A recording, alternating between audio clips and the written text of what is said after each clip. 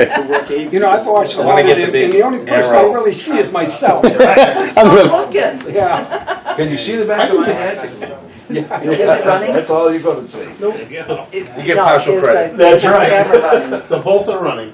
Okay.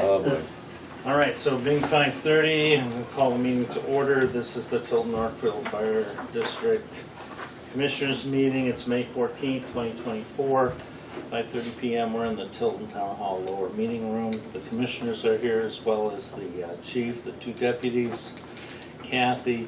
We have Attorney Fitzgerald, Kevin Waldron, Helen, Hardenberg. and Christy McCann. thank you for being here. Let's pack the place. There we go. First order of business, we have Attorney Fitzgerald here, so we'll start with a discussion in regards to moving forward with legal counsel. You want to join us, or you want to speak from there? I'd be happy to join you if you'd allow it.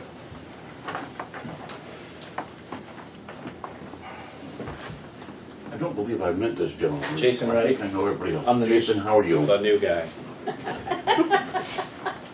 That only lasts for a while. I'm not that new. Ask around. The excuse wears out very Yeah, quickly. just due to this table. So, for perspective, Attorney Fitzgerald's been our attorney for years, Right.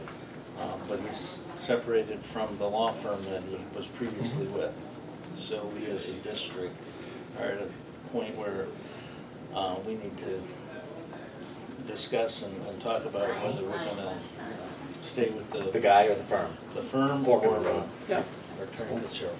Hey, Jane. Okay, I submitted not a resume, but a background piece to give you a little broader scope as to what I've done, how long I've done it, etc.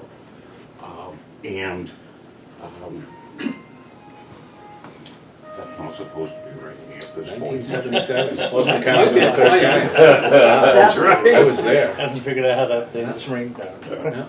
Yeah. Anyways, I've been doing this for over 40 years at this point. When I say I've been doing this, I've represented any number of municipalities, counties, departments, intermunicipal agencies, the one-offs like the Laconia Airport Authority. As you can imagine, there's only a handful of airport authorities in the state of New Hampshire. My experience is both broad and deep. And I don't want to talk to you tonight in a way that sounds like I'm boasting or overbearing. But I honestly believe that when I come to you, I bring probably more experience and skill in municipal government than almost anyone practicing in this area of the state of New Hampshire. I won't say I'm at the very top of the list, but I certainly, in the Lakes region, I don't think you'll find anybody with any more experience or any specific experience that you would rely upon. For example, there's very few firms that advise district meetings or town meetings. You have to deal with that. There are very few firms that advise on the creation and approval of warrant articles. You have to deal with that every year. Hopefully, you will not have to deal with anything like you went through when we first met one another. And I'm pleased that after a long, hard struggle, that came in a manner that was acceptable to you folks. And I think you've realized that we took a $700,000 demand, cut it almost in half, and entered into a long-term agreement for the protection of the Water District's citizens, residents, etc., well into the future at discounted rates. So I was pleased with that. I think the discussion might be more productive if you have specific questions. I'm willing to answer anything, or virtually anything. Obviously, I can't get into other client confidences. But if you have questions about that experience, in terms of fire departments or agencies similar, I've represented LRMFA for probably 20 years. I previously represented the previous entity that worked for Barnstead and provided their fire services. I believe it was called the Barnstead Firefighters Association. Represented the local fire department, represented the Franklin Fire Department for decades. All of which is information that would carry over to continued representation for you. I hope, as I said before, we don't get into anything like we did before with the water district, but we do provide litigation services. I also provide, as you know from past experience, drafting of easements, deeds, contracts like the one you're considering for the purchase of land for the new fire station, etc. So I'm going to stop unless you tell me to keep going. No. And if you have questions, like I said, I would be happy to answer virtually anything that I'm legally able to. I can't get into other entities' cases and that types of things, but I can talk about generally the types of things that I've been experienced in with state agencies, including the fire marshal's office, etc. I could talk about matters that are a public record, such as court experience, matters before the PUC, etc. So unless you have something specific that you want me to address, I'd be happy simply to take your questions. Well, I have a couple, I don't know. I got a few. Me too. All right. Well, I was going to say I have none, but I just thought of three, so go ahead. No. Or, Mr. Okay, Chairman, I did read your resume, and you do have a long standing throughout the community here. And I did read in there that you do give us a special rate. Yes. And that goes, it would go on and on and on. Yes. Okay. That was one of the biggest things I did read in there, which I think is great to do that, have somebody do that. Because I know there are other places that don't. I've done that for decades, Paul. Working for governmental entities, from my point of view, is good work. You're dealing with reasonable people. Sometimes there's a little bit of emotion in it, but not the emotion that comes with private practice. And it's also a bit of a public service, to be honest with you. And I've done that ever since I started working for Franklin, which was over 40 years ago, and they enjoy the same thing today. That was it? Yeah. I'll go last. I'm going to go alphabetical. Okay. I'm going to play that card. I guess, and I'm not sure how appropriate this is, but I'm only concerned about moving forward. Is this like a step towards retirement, and then in a couple of years you're going to retire, and we're going to be having this discussion? Let me give you the most honest answer I can give you, because I think that's what you want. I am, at present, primarily working for my long-term governmental clients and a few other long-term clients. I intend to do that for quite a while into the future. I think I have the capacity to do it. I think I have the support to do it. So I'm not looking at this point at having you vote to have me represent you and then telling you a year from now, 2 years from now, sorry, it was only a short-term deal and now I'm gone completely. If, for some reason, I need to move further into a fully retired state, something happens to me physically or something along those lines that we can't predict, I won't leave you high and dry. If I see it coming, I'm certainly going to help you through that transition. And I will make recommendations to you as to qualified individuals that could take over and provide you with the appropriate services. I can think of one other firm in the Lakes region that I would make a recommendation to you at that point. I can think of a couple of firms in the Concord area. But I wouldn't, you wouldn't get an email from me one morning saying I'm gone or anything like that. Okay. I'll let you move on. No, that's kind of where I was at, really, was I don't want to, I wouldn't ask about the was or the reason for the move and but I'm looking ahead, what's the long game? Oh, I'm happy to address that. No, It, were they just giving you a lot of stuff you weren't interested well, in, or? to be honest with you, I was a director and owner in that firm. Right, But it was getting to the point where I wanted to focus on the governmental clients, Gotcha. the ones that I mentioned in my note to you. right, And to put it as politely as I can, they were looking for more from me than I was willing to give at this point in my no, career. that's fair. And I don't say that disparagingly or anything like Yeah. that.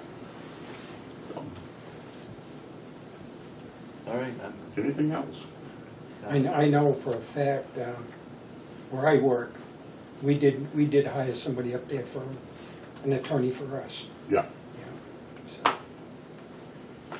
Like I said, you know, carrying that one step further, that, and you mentioned, that concern with not every law firm is available to do the type of work that a municipality needs to have done.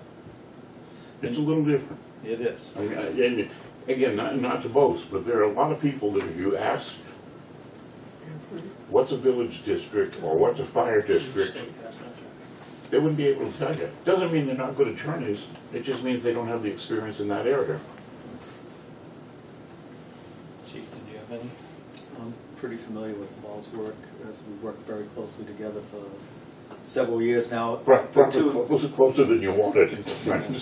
For both Lakes Region, as you know, I'm the president of Lakes Region, we've worked with him for that, in that respect, as well as with the fire district, so I'm very familiar with Paul's work. I think, you know, we're at a, yes, if there's any time for a transition, we're not anticipating the need for a lot of legal support. this Gee, we year. hope not. After the last couple of years. You know, so that, hopefully this year we won't have a need for that, and therefore this may, you know, end a transition. And although it's against my interest, I share that hope for you. I mean, that's another thing. I've been on both sides of the table. I think most of you know that I did a term or 2 terms as mayor of the city of Laconia. I served on the Laconia Police Commission. So I know what it's like for the decisions that you've got to make. I know what it's like to try and figure out balancing a budget against the needs of the district versus the ability of the taxpayers. And those types of things. So I understand those issues as well. I've got one. Yep. I don't even know if we can discuss it. So this whole thing with the negotiation and the mediation with the water district and all that. Mm-hmm. Paul, do you feel that the result we got was an actual win, and why? Yes. Do you feel that that the commissioners should have avoided going to a jury trial for something that the voters and the taxpayers said, we don't want this, we're not paying for it? Jason, you're probably aware that I participated in the mediation along Right. with the then existing commission and the chief. Right. I believe that we all felt exactly that way. We're in public session now, so I can't go much further into it. I'd be Right. happy to talk to you on the phone or Yeah. privately at some point as to further reasons along those lines. But the answer to your question is yes. The settlement that we entered into was, at least in my opinion, clearly in the best interest of the district. Okay. And I believe that feeling was shared by all 3 commissioners and the chief. Certainly, your colleagues and the chief can speak for themselves if they feel differently. I just feel, for me as the new guy going forward, I feel the responsibility to answer for that to the voters, and there's still some lack of clarity at the taxpayer voter end of things. So I kind of want to get my head around it. I have my own personal feelings about that, but I represent obviously the district and some voters that have some concerns. So I guess maybe I will at some point kind of tap into that, because As I mentioned, my contact information is on these materials that were circulated. Yep. If you'd like to give me a call, I'd be happy to talk right. to you. Like I said, I'm the last guy in. I kind of get my head around some of the backstory. I just want to get it. I want to get a good kind of a feeling, and then kind of if there is any kind of healing with the voters, and you know, it's contentious when we get to the district meeting and stuff. So, Understood. you know, I had a more specific question. You mentioned like warrant articles and whatnot. Our warrant typically is very similar from year to year. Yep. Do we come to you for help with that, or do we typically send that off to, On the warrant articles, yes, every year, they go to DRA, right? and that DRA sends it back, and they will tell us which ones they recommend we seek counsel on. And those are the ones we and- do. And typically, do we have many that we need to seek counsel? No, No. we don't. I think usually it's one or two at the most out of the entire warrant. So looking forward, I mean, we might, At this last meeting, excuse me for interrupting, I don't think I had to, well, no, I guess I did review the one on the overall budget, and that was it. I think moving forward, the biggest project we have coming up would be if we propose a new fire station. Right. Yeah. There's always easements to, if we get a new location for a cistern or a dry cistern or a hydrant. dry hydrant, there's always those that we have to, get through legal counsel. Did you guys have any questions? I think the chief answered my question last night, that, you know, all of the past history that we have with the law firm is our information, and you have full accessibility to that. Yes. Is that correct? Yeah. Yeah, they've been very cooperative on that. Yep. Anything else? Paul? No, I'm all set. Just, You all set for now? I think so. Yeah. All right, if there are any follow-up questions or something like that, you know how to reach me, okay? Yes. Have a Thank good you. evening. So, And thanks for your time. yeah, thanks for coming down. Thanks for coming down, Paul.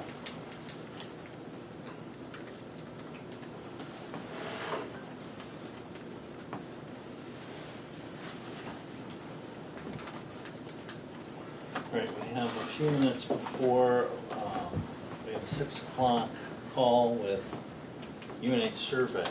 So we'll keep that in mind as we move forward. Public comment? Yes. You can sit on the other side, and then everybody can see everybody. Okay, so who sets the agenda? First of all, it's just a question I have. I set this one. Okay, is there any chance in going forward that you could publish the agenda on the website at least the day before the meeting so that we have a chance to look at it? And perhaps include any public information that might be reviewed so we have a chance to transparently look at it without coming into the meeting? That's what I'd like to see going forward. I don't think there's any reason why we can't. It would be a draft.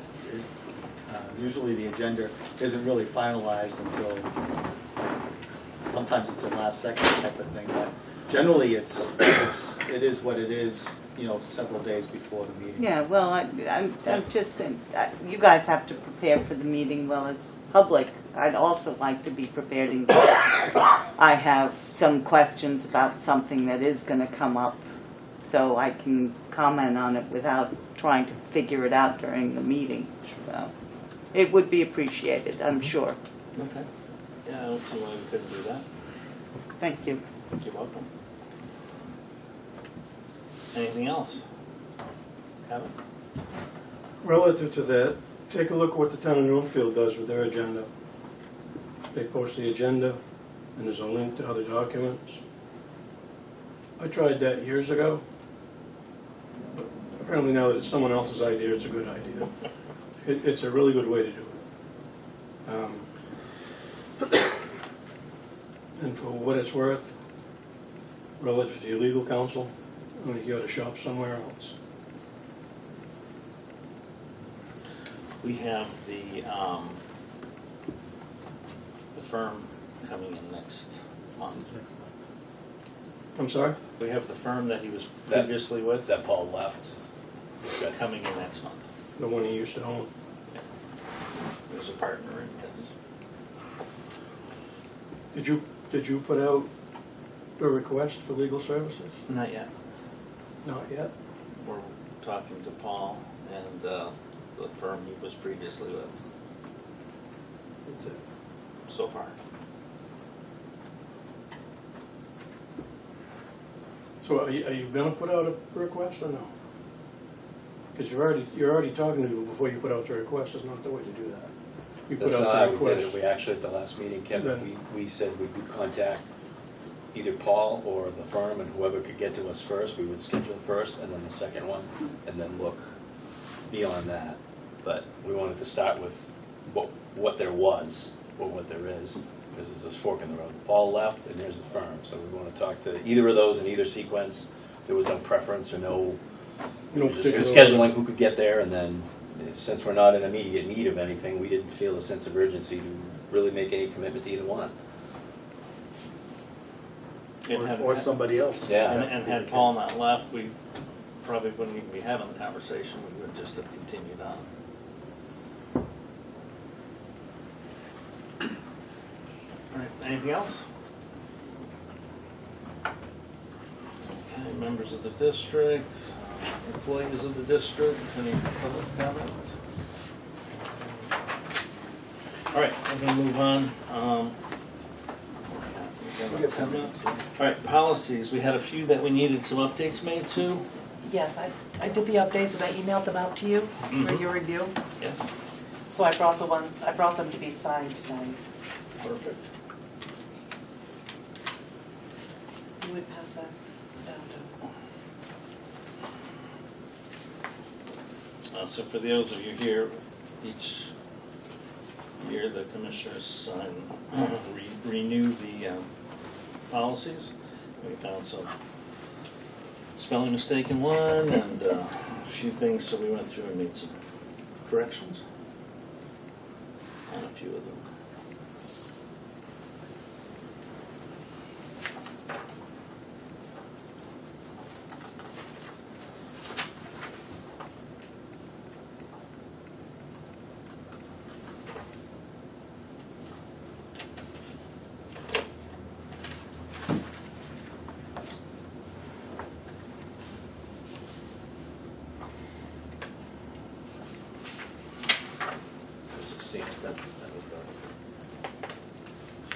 The number. Right, put down on the change.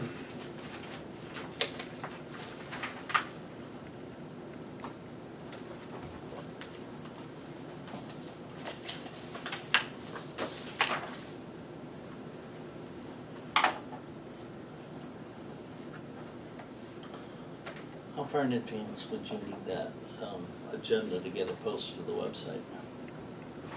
I could post it as soon as you get it to me, as long as this time would have been perfect, because we had it Friday or Thursday. right. Well, we'll try to do that again. Yeah.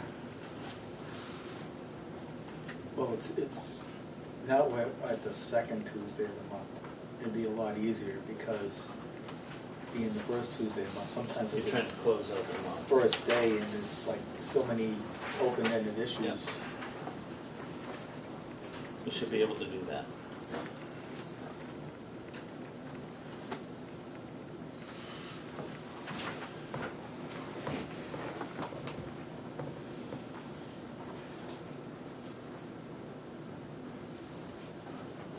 I'm gonna turn this on.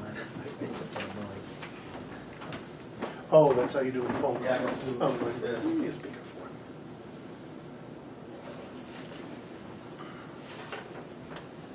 You're wearing white again. Summertime. Hadn't done laundry in a while.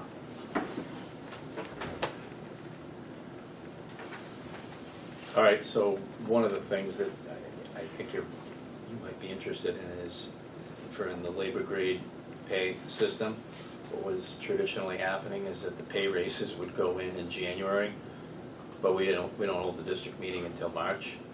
So we made a change in the pay system that we would want to have the meeting and then the pay, any pay increases, if any, would be effective in the next pay period in April. So we kind of don't want to spend January, backwards into January.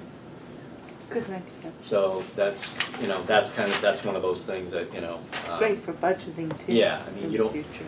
right, you set the budget, and then you have, January was and we kind of went back and forth on that as to what's really the right thing. Well, this is the right thing with the employee, but, if we get 1 year and we get on April to April to April, if the district doesn't vote for the pay increase, then it's not gonna happen in April, but if they do pass it in March, then, so that was one of the big, I think that was the big nuts and bolts in this one. Purchasing policy, I think the chief was looking, the threshold amount on purchases for repairs was like a $3,000. He was looking to go to 10, because it's been outdated for several years. I think we reined it into like a $5,000 for vehicle purchases, and sometimes big trucks break and cost big numbers, and I think we can understand that, and we don't want to be having a broken truck and then the chief's trying to call all of us at all these separate places. So,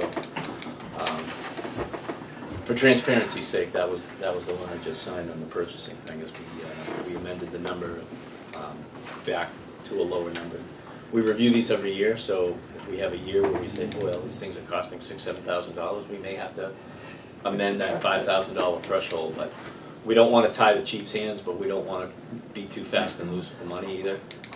So, but yeah, this pay one was that was kind of a big deal, to wait for the March meeting, then see where the paychecks are. Did I say that right? No, it's good. Nice That's job. kind of how we came at that.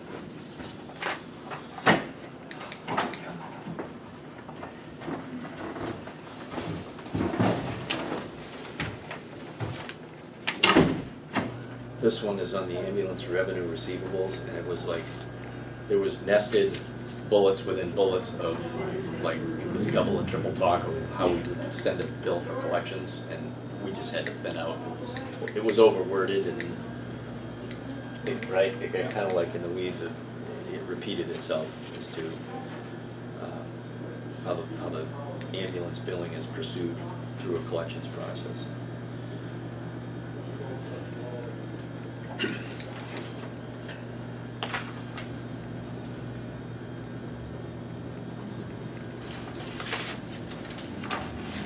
I don't remember this one. The disaster recovery one. Oh, yeah. I think that's one of the times. Well, that was the municipality. Yeah. Because we didn't spend really any time on this.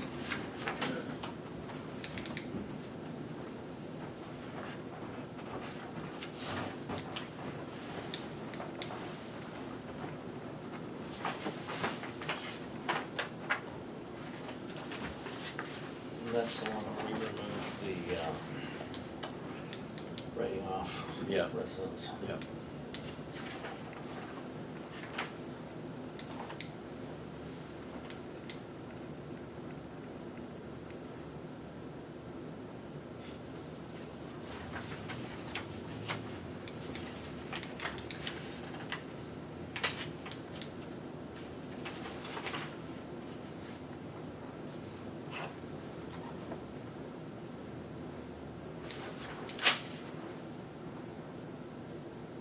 Huge. Did I do it again? Mileage. Mileage is spelled wrong. Spell check. That's catastrophic. No. Your name You being can spelled correct it wrong on the piece of paper. and- Yes, I Right. can. I'll fix that.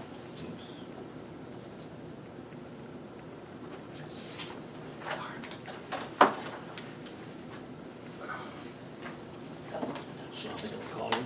He's supposed to call me directly at 6 o'clock is what he said. That's in about 2 minutes. Oh, is that what the speaker is? Yes. So, remember we used it over at the police station, it worked out great Oh, okay. for the building committee? Is it charged? Yes. Did you plug it in? That would be me. I didn't know. All right, so the next conversation we're hoping to have is with UNH Survey Center in regards to the survey that the commissioners are sending out in reference to getting input on a fare station. We have 1 minute to go, Yes. Maybe less, maybe less. maybe more.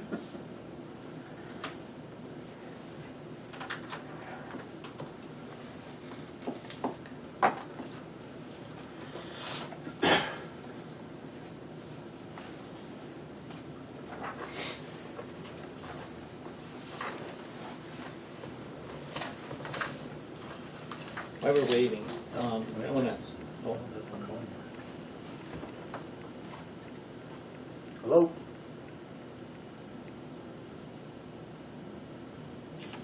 Hello? All right, Sean, hold on a second, please. There we go. There we go. Can you hear me, Sean? Yep. Okay. All right, you're on speaker. Everybody should be able to hear you. hi Sean, this is Tim. You've got the commissioners, the chief, the deputy chiefs. We have 3 members of the public, one of who is on the building committee, as well as Kathy, who's taking notes. Hello, So, everyone. Is that loud enough for everybody? I'm deaf anyway. You're good. so I guess the purpose of the call, Sean, is to maybe discuss the email that we received that the chief forwarded in reference to changes in how the mailings work. And maybe you could explain that in a Reader's Digest condensed form. Sure. So, unfortunately, it seems that the way that we've been processing mail with surveys like this hasn't been meeting the post office's regulations for a while now, and they've been letting it slide. But we were told by our mailing people when we sent it out that it wouldn't be accepted by the post office. Fortunately, however, we do actually have an alternative method that effectively will do the same thing. But in talking to our mail person, we found out another issue that people have been hearing about that we have not experienced, but other people doing similar surveys have had a significant delay with business reply mail, where apparently that requires a person at the post office to have specialized training. And if that person isn't there or is busy with other things, then things don't move. Some other organizations like ours have seen delays from between 2 weeks to 2 months. So that process might take a little bit longer than we might have hoped originally for those surveys to get out to people, and then crucially the part that takes a longer time on might is the part in the post office getting those back to us at the survey center, getting them entered into our survey system, and then me producing a report. So we wanted to make sure that that was something that you're comfortable with as an option. And as an alternative, if the wait is something that you're concerned about, we can pivot to, instead of sending people the actual surveys, we can send them an invitation to do them online. The benefit there is that lag time in terms of mail is very minimal, because all we're worried about is getting them the invitation rather than getting a physical survey back.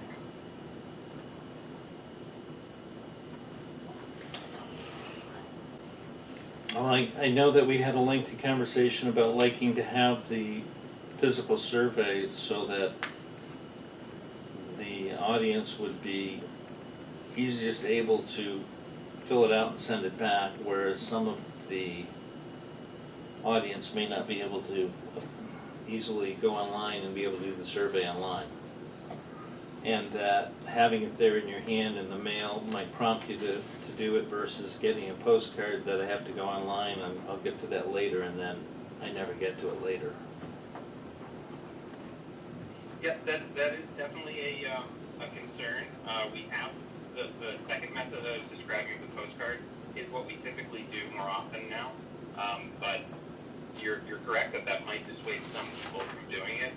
But in other instances, people might be more likely to do it on the computer. We don't have a lot of good data to show which one is best in a direct comparison. But we did do a postcard in Portsmouth a few months ago, and we got about an 18% response rate in the city, and almost all of them were online. So in that context, people were willing to do it there, but if you prefer to do it in paper as we had originally planned, that's perfectly fine.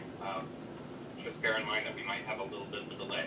it's also quite possible that there isn't a delay at all, and things get processed as we had originally envisioned it. But we wanted to make sure that you're aware that we're hearing from other people that there's a possibility of delays using that method. What do you typically see for responses? Do receivers of the paper survey, do they usually fill it out in a short period of time and send it back? More so than it sits in my, on my kitchen counter for 2 weeks before I fill it out and send it back? Yeah, that is certainly something that we've seen with paper surveys. I believe we last year received a survey that we had sent out in 2019. So occasionally people find them and send them in, and so with the paper copy survey, that is something that we have to consider, is that at a certain point we would need to cut off the data collection, and we wouldn't be able to use any more that might trickle in. But usually that's just a very small handful. But we would need to do that at some point in order for me to be able to get work on making a report. Absent new data coming in, I can't do that. So that's something that we'll have to do. But oftentimes, most people fill it out. The people who are going to do it, most of them do it pretty quickly. But there usually are some stragglers.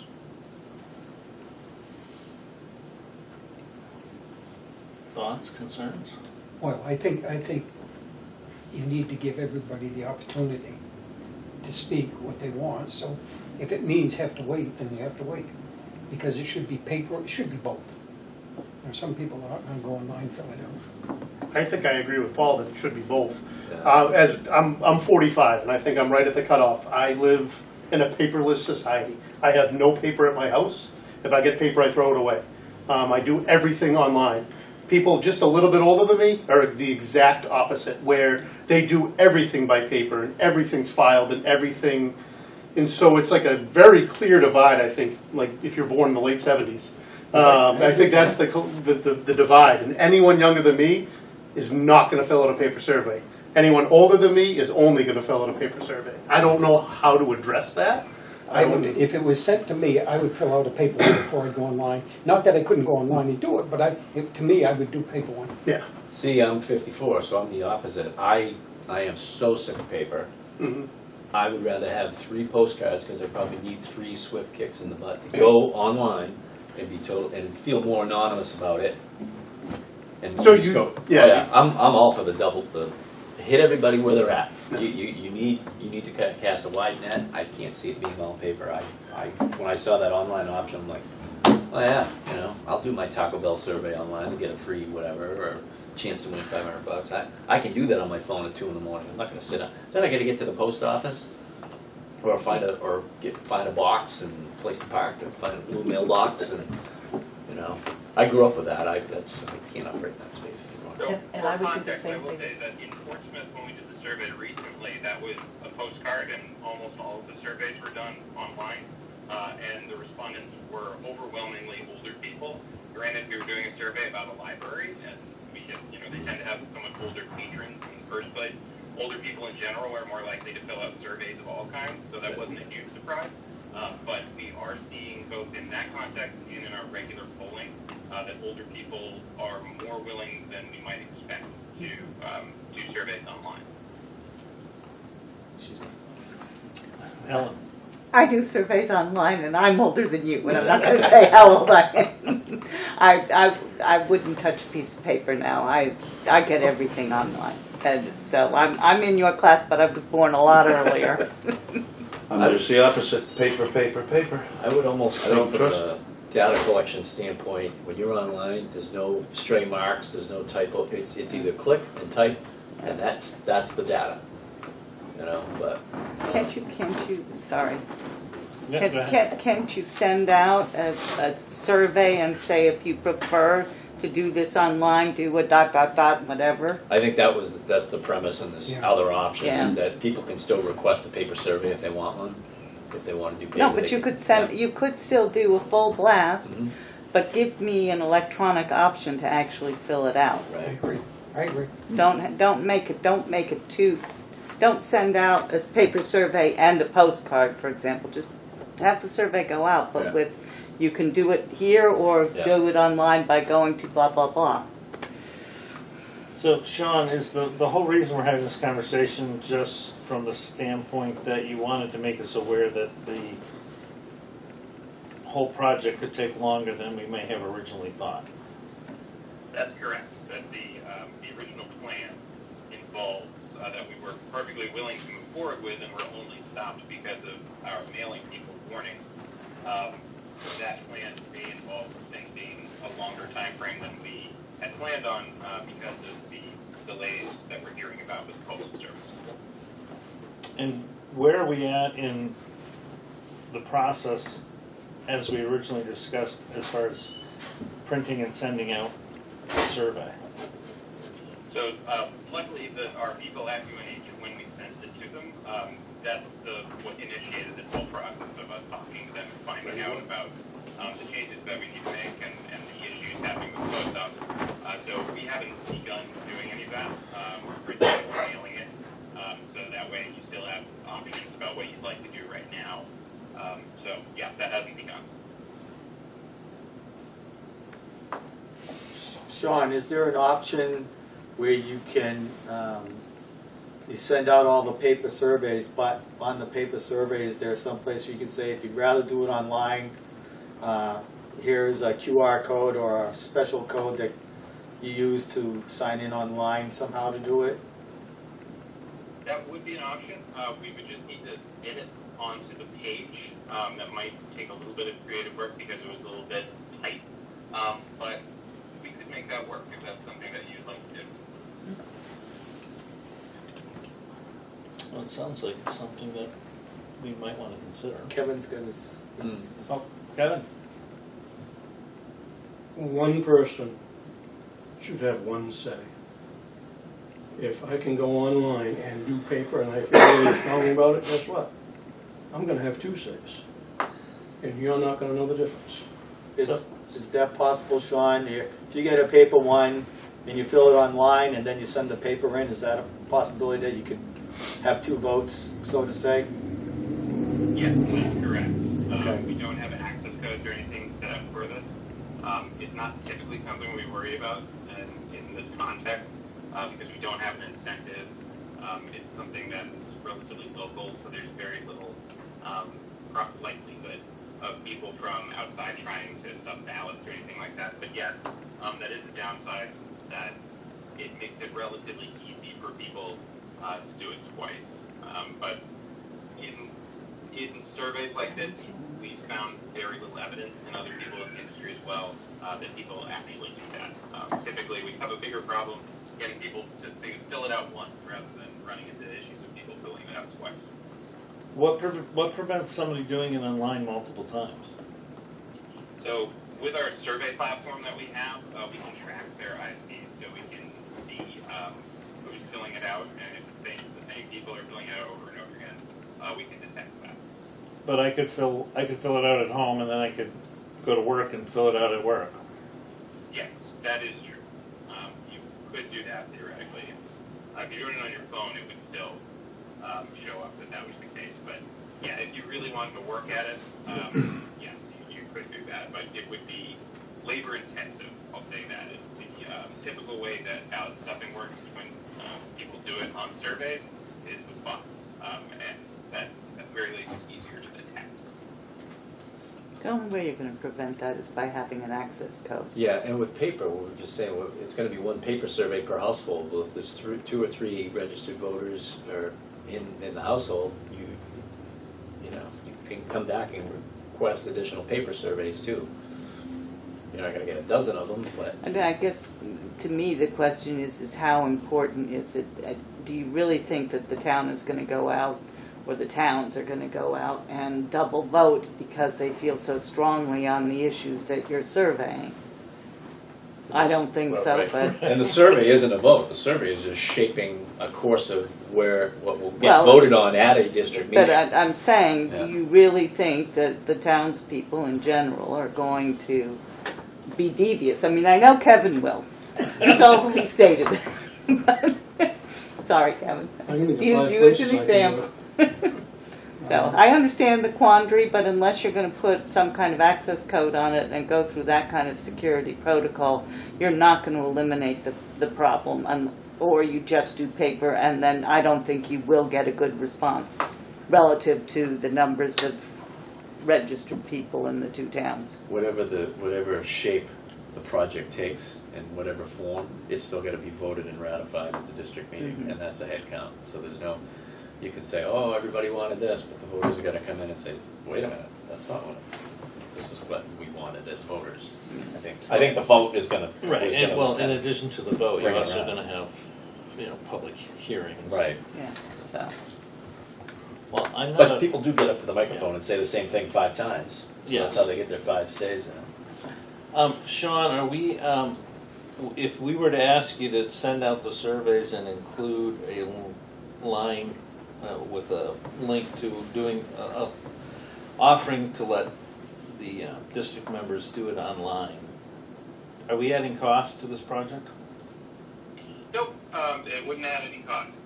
It would be perfectly fine. And generally speaking, with access codes and with things like that, there's generally like a little bit of a tension between easy access to surveys and security of them.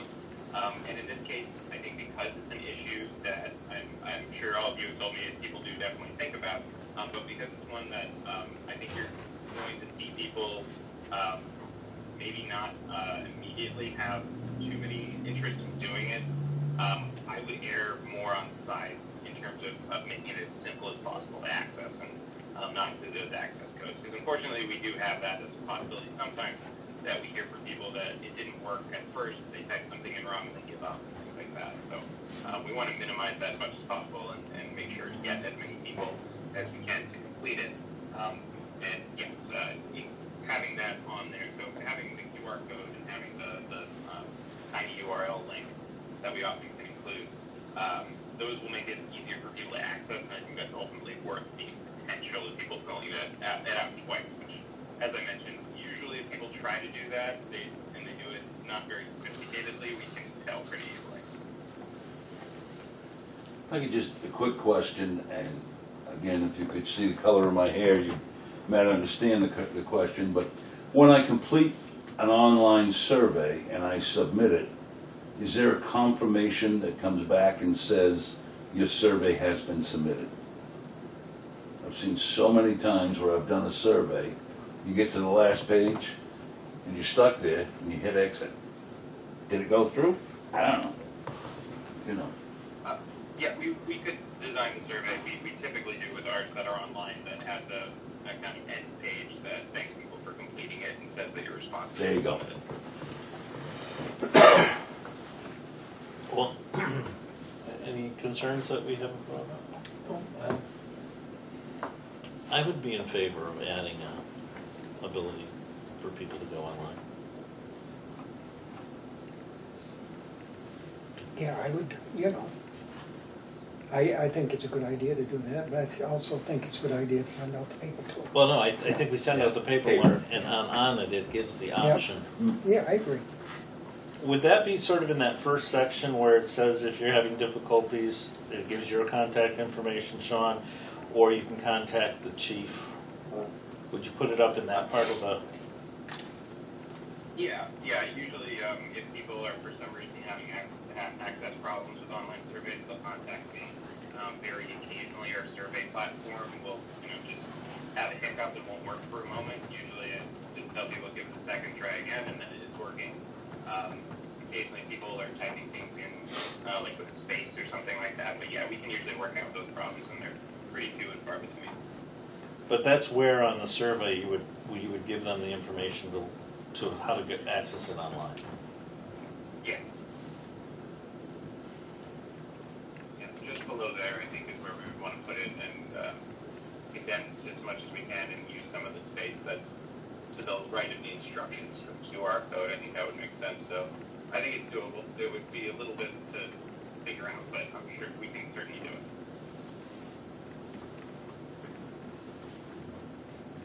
Are you okay with that? Oh, I think it's fine. Did we have? We We were working out the bugs with all the zip codes and all the Lockmere and Winnisquam and all that stuff. We get that figured out? Yes. Okay, that was, I remember we had some questions that we were talking. Do you want to vote on it, or do you want to just? Well, the reason for the call, though, is about the delay in getting the whole Yeah. thing done. And I think the committee, last time the committee met, we were already talking about where we are in this whole process, being May already.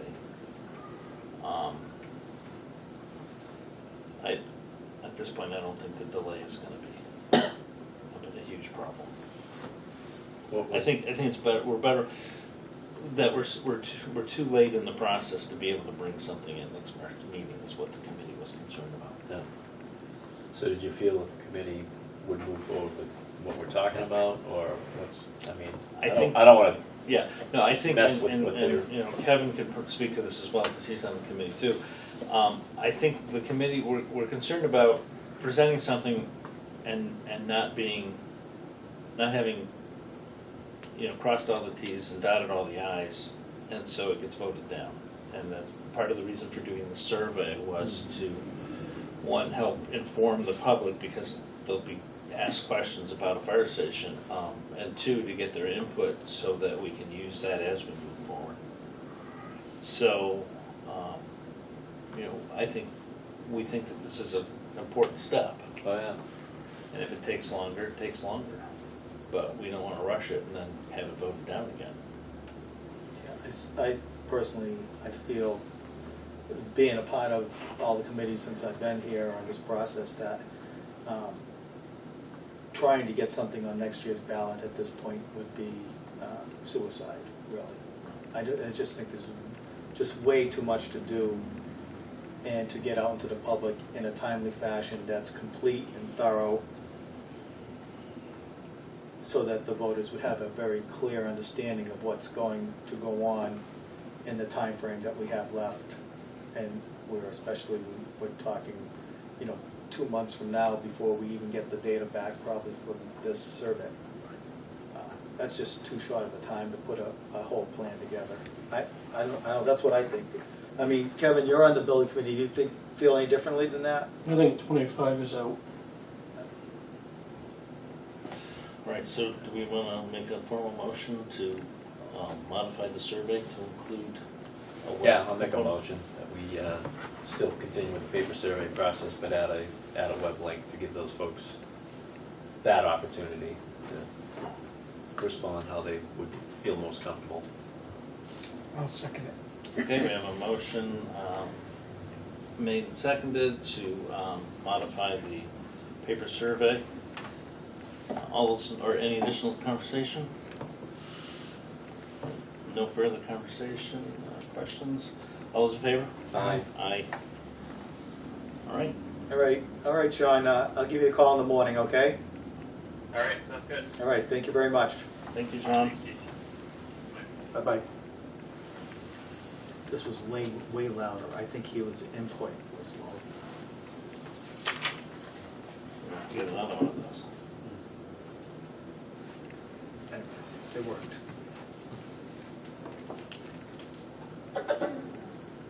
Turn it on. Okay. Next, moderator for the district discussion. Kathy sent out a little blurb that was the suggested text to maybe publicize this. Talked about putting it in the Northfield newsletter, on our website, maybe asking the town of Tilton. You see it? No? No, they haven't Take seen my, it. I got an email, so maybe it's right there. You have a bunch of,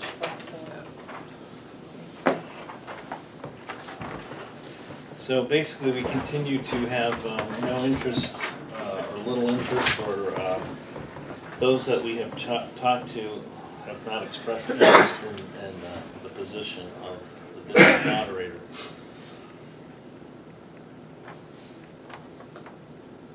Is there any issue or problem with posting it this way? I've seen that. No? It's, Okay, well, I suggest we move forward, keep on fishing. unless you want to become moderator, Helen. No, I was going to let my name get known for other reasons, not for moderating. I don't think I could keep my mouth shut long enough, to be honest with you. All right, correspondence, do we have any? We didn't have any as the last Friday. Okay, let's keep moving on. All right, building committee, we already talked about, already had Sean. The building committee's report for the website, It's on there. it's already posted. I haven't seen that, I'll go look. It was put on before, but there was an error in entering it at the end of the whole process. You still have to hit save, and that didn't happen, so that's why it really wasn't there. Okay.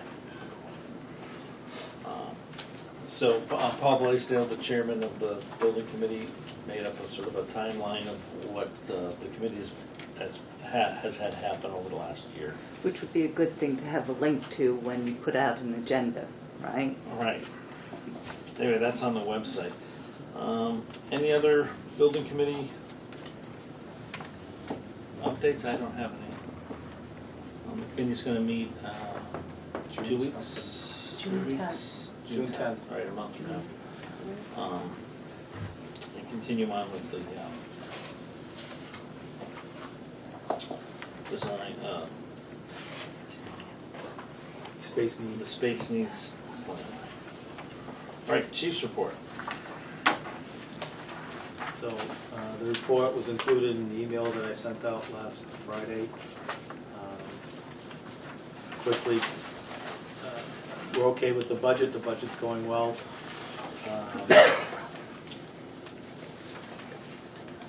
Apparatus and equipment fund balance is $1,071,048.67 About 5 pages in. through April. Ambulance revenue through April is $182,199.91. How does that compare to last year? You usually give us a comparison. I didn't work, so I couldn't tell you. But what I can tell you is that through 4 months, we're the busiest we've ever been in the history of the fire district. So the first 4 months of this year have been busier than any other 4 months that we've ever had. So ambulance revenue lags behind that. Mhm. So we'll see how it really ranks out in a few months, actually. Any questions on any of that? All right. Moving forward then, we did not use any pressurized hydrants in the month of April. We did 30 fire prevention inspections in the month of April. All of those inspections are in your report. Was there anything unusual? Nothing unusual. It is just, I don't know if this is anecdotal or not, but it seems like residential are down. I'm not doing nearly as much residential, but the commercial is increasing. So that could be, I have to actually do numbers on that. But it's really, so the numbers seem down, but they're bigger inspections, bigger plan reviews, taking more time for the commercial side. But that residential side seems lower.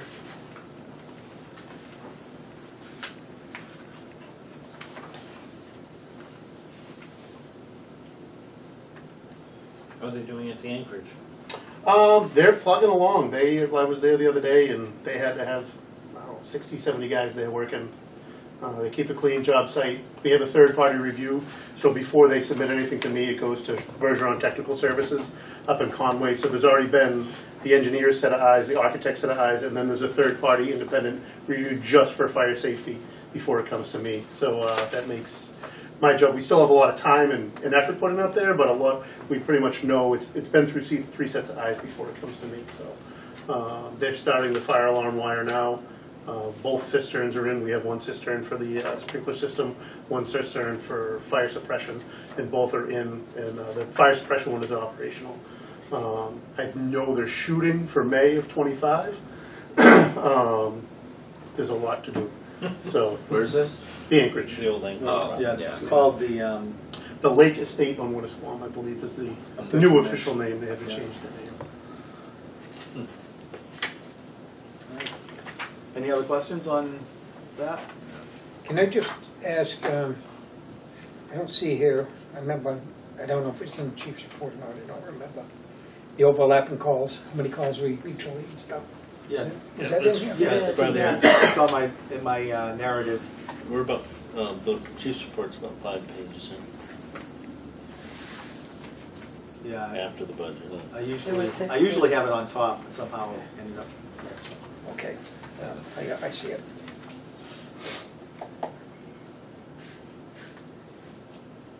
So I was gonna say it anyways, but, well, going forward for the month of April, we had 164 incidents. 109 of those incidents were EMS in nature, that's 6% of our call volume for the month. And the engine responded with the ambulance 40 times for EMS and motor vehicle accidents in April. Overlapping and simultaneous calls, we had 60 of those, equating to 37% of our call volume that in April was simultaneous calls. Mutual aid, we received 4 mutual aid ambulance responses, and all four were transports. We responded with our ambulance 4 times for mutual aid, and 3 of those times we transported a patient. We received 3 engine responses on mutual aid, and we responded with our engine 7 times on mutual aid. Is the mutual aid,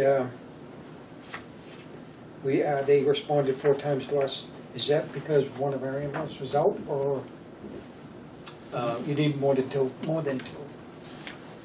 There, it depends. I didn't do the exact figure out of why each one was a mutual aid. More than likely, it was a simultaneous call. Okay, Well, two of those were, we had 4 calls. One day we had 4 simultaneous calls, so 2 of those were okay. that one day.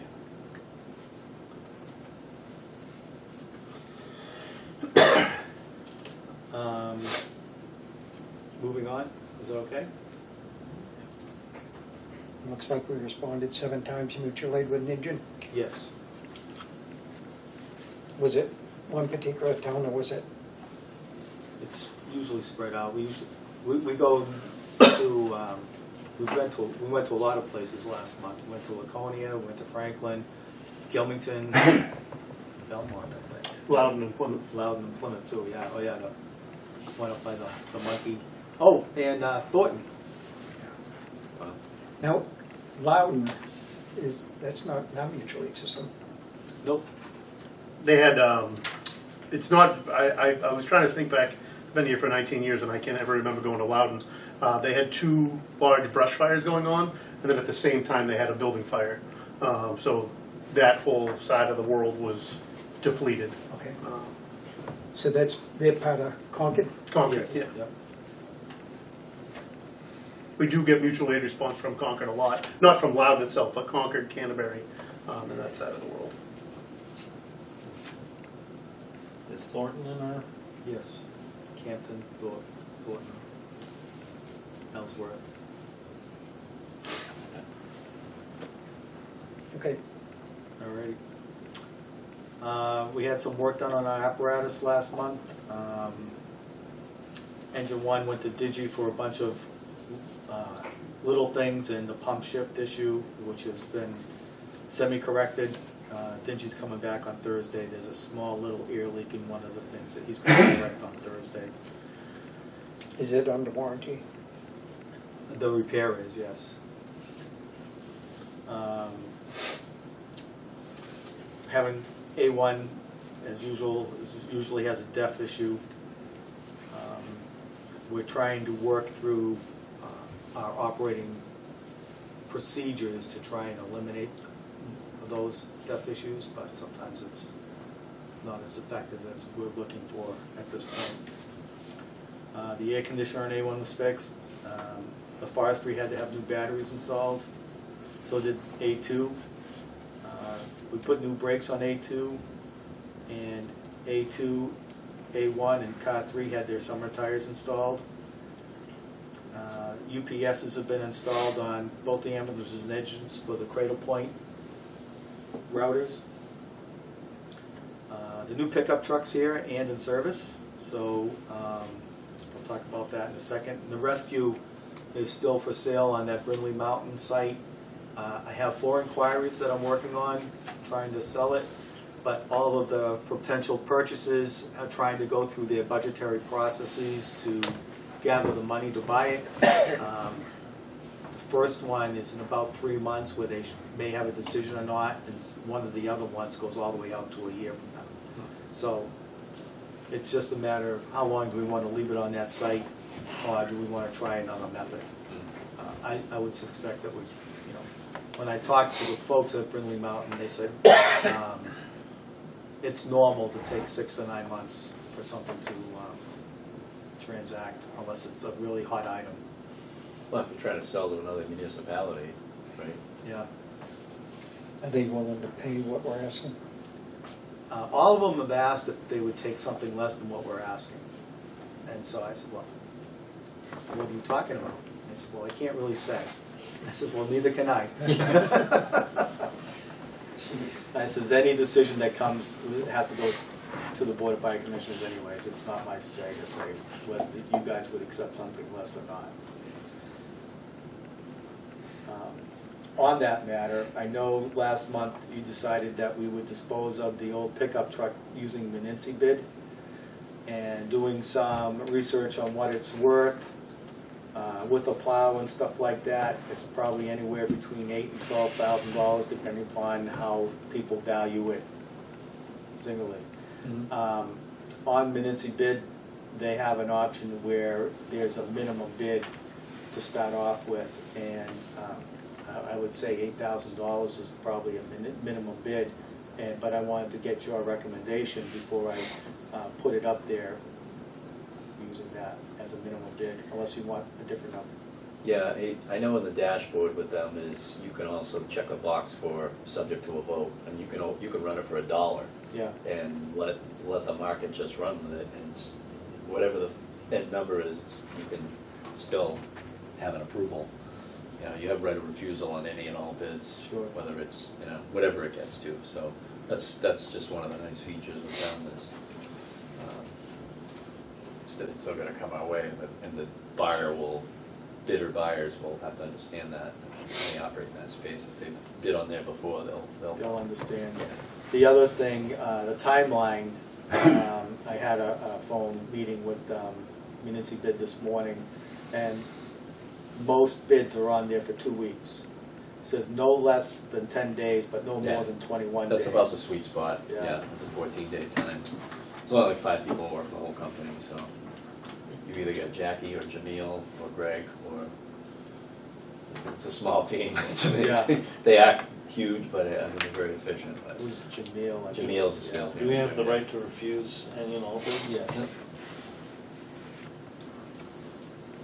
Yeah, there's really not a downside on that. How many miles get on that? 40,614. It's flat. Yeah. It's tough with those trucks. Never So leave you town. can take pictures of the rust then? No, I took a picture of the odometer, I took a picture of all 4 sides, the engine compartment. The new transmission pan. Yeah. Took a picture of the bed and a picture of the interior from the driver's side and the interior from the passenger side. I don't know what else to take. Yeah. That doesn't sound like enough money, but obviously if it's a bid, it'll go to where it goes. And Let the market run. he did say that, you know, a lot of these things, like for 2 weeks, they know it's ending at 2 weeks. Somebody will bid They wait like for it. $1 more, it'd be like 8,001, and it'll sit there for 10 days like that, and then The last somebody day. might throw another $1, but Yeah, the last days where it the all last day happens. Yeah. is really kind of when it all Yeah, happens. that's why 3 weeks is irrelevant. You've got to get to the last, whatever the last day is. Whether Yeah. it's 10 days, 12 days, 14 days. It's really just the last day is all the bidding really. Is there a time that's better to end it? I know, like, I used to do eBay, and it was Mm. always better to end it, like, Sunday at 10 a.m., because that's when people are sitting on the computer. Yeah. With the municipal stuff, it's probably different.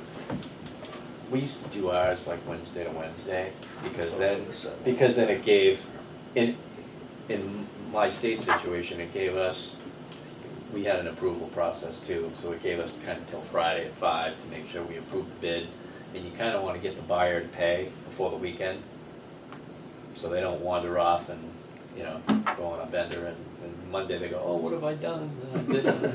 I bought what? You know, so sometimes you want to have it end a little earlier in the week, but yeah, I mean, if it's still going to come to us for an approval, you know, kind of maybe watching the timing and having it land, and we can watch it end here, I mean, at a meeting, or, you know, sometimes they go into extra innings because they do what's called a soft close, so you can't snipe it like eBay. You can't get to the last minute and put it in a bid and be done. If somebody does that, then it gives the number 2 bidder, like, it sets the clock 15 minutes, and they'll get a pop-up notification, and they get 15 minutes to go back in and get their number, which is healthy, because then you need 2 good bidders for an auction, right? So if you get 2 good bidders, it gives them all fairness to get in and start pushing each other around at the end. So you may want it to end Wednesday at 5 o'clock, and it could go till 6 o'clock or 7 o'clock. So built-in protections. So you could time it and have it end on a Monday, and then we come in on a Tuesday meeting and vote it, you know, and then they've got till, you know, the next, whatever the terms and conditions are. If you give them, you know, 3 to 5 days to pay, then, you know, we'd be in good shape. Something Well, planned. that would be, yeah, have it end at 4 o'clock on the Tuesday rather than. Yeah. All right.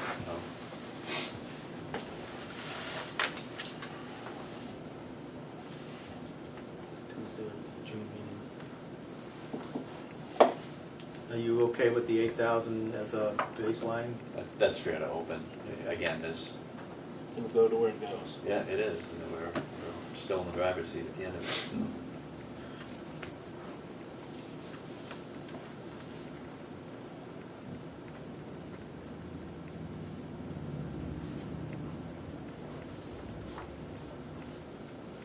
Okay, thank you.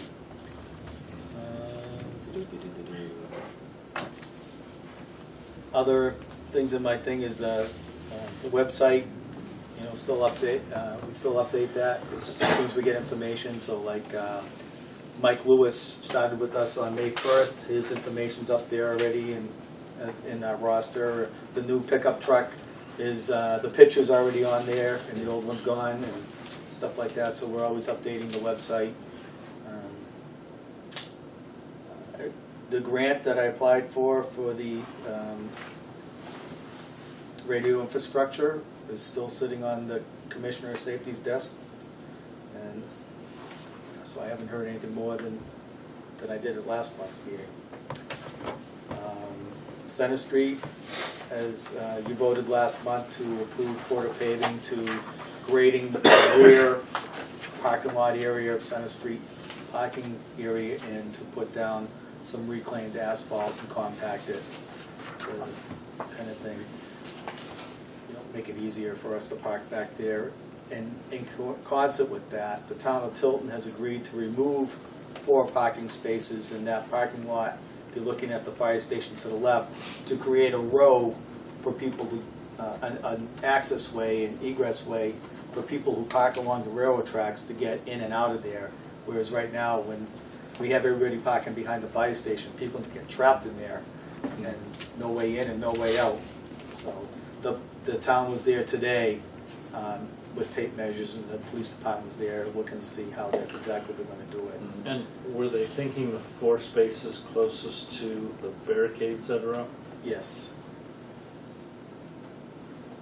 away from the building? away from the building, yes. Moving on, Park Street, nothing to report on Park Street this month. Then the next issue is the radio system we have at Shed Road. The batteries are cooked, and we need to replace the batteries. If we go offline, the battery's in such bad shape that the generator will not keep them running. That's just a site up. How old are they? They're 5 years old, Is that about normal? about normal. He said usually you can get 6, Yeah. maybe 7. Yeah. He said, but there was a incident happened up there that caused the batteries to over-drain themselves, Yeah. which killed them. Yeah. What's the What replacement cost? What's it cost? 7, I have that, it's in the package. I got a quote for $7,269.99 to replace the batteries. See the last page? Yes, the very last page. I know we really don't have that in the budget, but we do have the communications fund that we can fund this through, that's allowed. Of course, we probably wouldn't do any transfers out of that until the end of the fiscal year to see if we actually needed to take it out. We'd spend it out of the operating budget at this point in time, but if we needed the money, we would remove that from that fund. So I would appreciate if you have any questions, I'd be happy to answer them, but we really need to replace those batteries. I'm also approaching the town of Tilton to see if they'll share the cost of those batteries with us, because their police department radio system is operating off those same batteries as our fire department radio system. We share a lot of things, and so I think it'd be appropriate for them to share the cost with us. Have you started that conversation? I have. I think with the flux in town administrators, nothing hasn't gone too far beyond. I was in that conversation with the town administrator who was leaving, Paul, and then I also had a discussion with Tim Pearson. So I don't know where that is in that group, but I don't believe it's reached the select board yet. Did you, do they understand it'll disrupt them if it's not replaced? Yes, they're aware of that as well. And then, do they know that we don't replace them, what's gonna happen? I mean, within a short period of time? So what, as long as we don't lose commercial power, it'll stay running, because commercial power goes through an inverter that converts it from AC to DC, which operates all the equipment. As long as we have commercial power and the inverter is okay, we'll stay up. But the second we lose power, it shuts off, because the batteries don't have that ability to run the system. It might stay up for a minute or two, but the batteries are shot. And the generator that's there is there to charge the batteries, but the batteries are so short they can't take a charge. And does the town of Tilton know this? Yes, Okay. I've had a conversation with both the present town administrator and the future temporary administrator. And they won't give you an answer one way or the other, huh? Well, they have to go to they need to go to their select board, and I don't think they've had that discussion yet. Okay. But they both said it would be fair. Now, I also said I'd be willing to go to that select board meeting if they need me to answer questions. As soon as Thursday, right? Yes.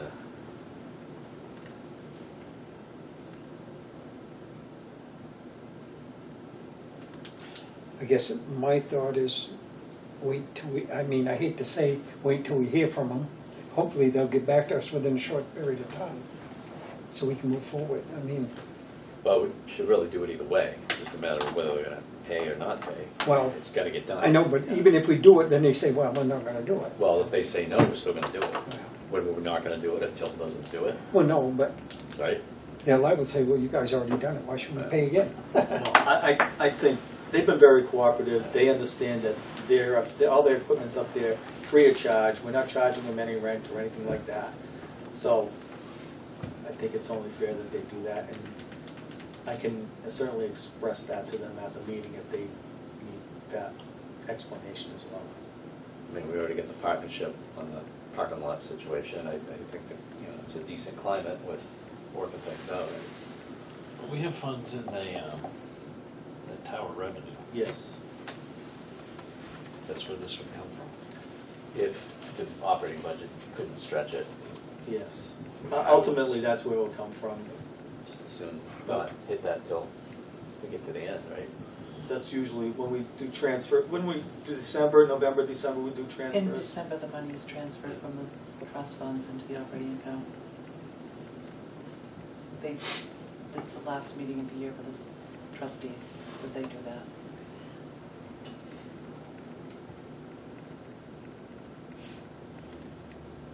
All right, I'm good. What else? Do we need to make a motion? Well, I make a motion, we fix the batteries. All right, we have a motion to Per the quote. replace the batteries at the shed tower site. I assume you are stating that with the chief's continued work with the town to get them to share the cost. Is there a second? I'll second that. Any further discussion? All those in favor? Aye. All right, thank you. What's their lead time to get on this? Not soon enough. When I contact him again tomorrow, in his email to me, he says they are very busy, so, Yeah. but he's aware of how, what would happen if Right. they don't replace them. What's going on with that.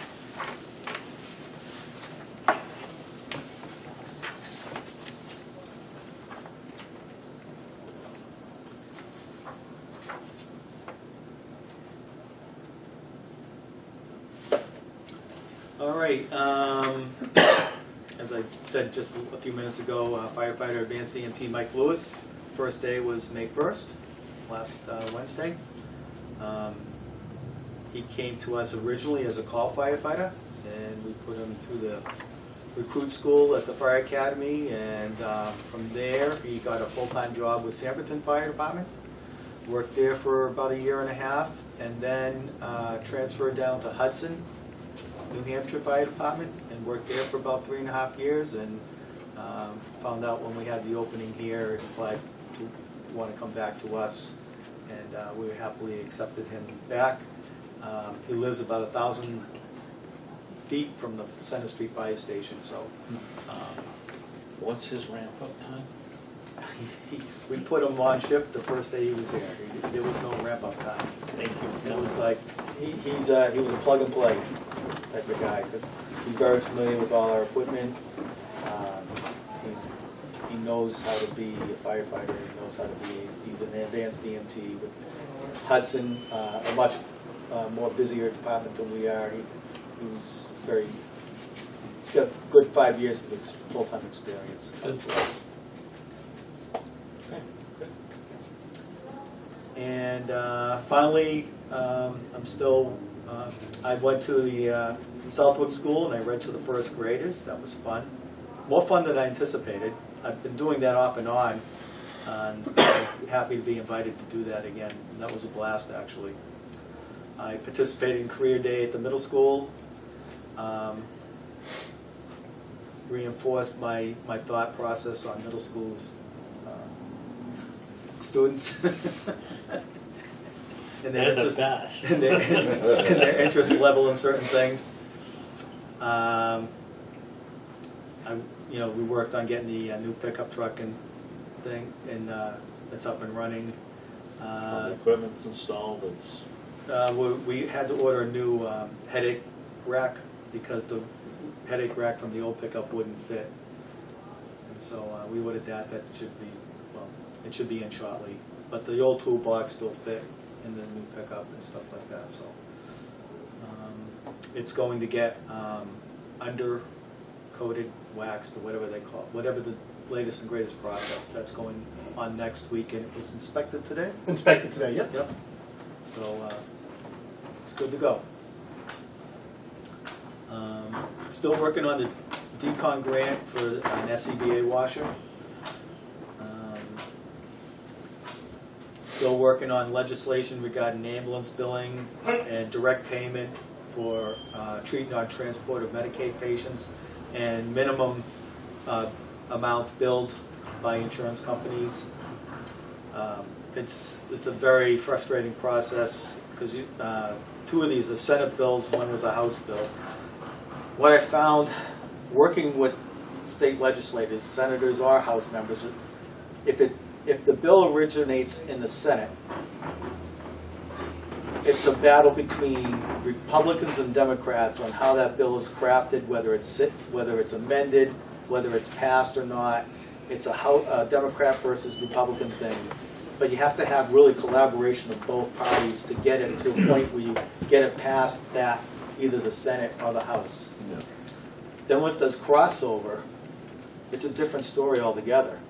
If there was a similar bill in the opposite house and it crossed over, they just want to kill the bill that just got fully approved in the other house, and it's not a Republican Democrat thing, it's more of a House versus a Senate. We want the House version to pass, not the Senate version to pass. Oh, my gosh. And so, I'm learning a lot working up in the state legislators and stuff like that. It's really interesting. Some legislators are very good and very reasonable people, and others are not so much. But you have to get their vote to Right. get, and this is also that we can bill an appropriate amount and get paid directly by the insurance companies, and if we treat somebody and don't transport them, it's a good idea for us to get paid for that as well. That's all it's all about. Yeah. But they make it far more complicated than it really is. And it's, it wasn't my idea, so I don't think it's a good idea, And also state agencies also have a say in these legislative matters, and the insurance commissioner, his idea didn't get voted on, so he's kind of like against all of these other ones that did get passed. So he's trying to, well, let's do another study on it instead of just moving forward with what's been passed. Yeah. So it's a lot of compromise when one of these things does get passed. And hopefully it doesn't get so compromised that it's useless. Right.